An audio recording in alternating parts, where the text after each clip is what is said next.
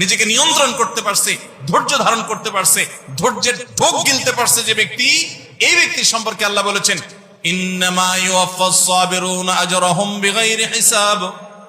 সবরকারীদের বিনিময় আল্লাহ রাব্বুল আলামিন কিয়ামতের ময়দানে কোনো হিসাব নিকেশ করা ছাড়া, তুমি নামাজ কয় ওয়াক্ত পড়ছো, রোজার কতগুলোর সওয়াব পাবা, সুবহানাল্লাহ কতবার পড়ছো, আলহামদুলিল্লাহ কতবার পড়ছো, কয়বার কোরআন খতম দিছো, কয়বার কি ভালো কাজ করছো, এই সমস্ত হিসাব নিকেশ নাই বান্দা। তুমি সারা জীবন সবর করেছো, সব ক্ষেত্রে সবর করেছো, আজকে তোমার দেওয়ার ক্ষেত্রে কোনো হিসাব নিকেশ নাই, বিনা হিসাবে আল্লাহ তাআলা ঢাইলা দিবেন।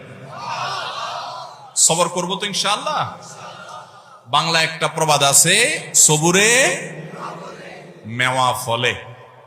সবুরে মেওয়া ফলে। মেওয়া মানে বুঝেন? মেওয়া মানে ফল। সবর যখন মানুষ করে একটা সময় আল্লাহ তাআলা ফল দেন। ভাইরা আমার, পৃথিবীতে একটি মানুষ, ভালো করে শুনে রাখেন, পৃথিবীতে একটি মানুষ দেখাতে পারবেন না যে সবর করে সে ক্ষতিগ্রস্ত হয়েছে। আপনি বলবেন দুনিয়াতে সে বহুত সবর করছে, যতই সবর করছে মানুষ তার উপর আরো চাপায়া পড়ছে। আমি বলবো যদি সে আল্লাহর জন্য সবর করে থাকে তো হাতির মতো মরলেও লাগ বাঁচলেও লাগ, তার এই সবরের বিনিময়ে আল্লাহ তাআলা দিবেন না দিবেন না? দিবেন।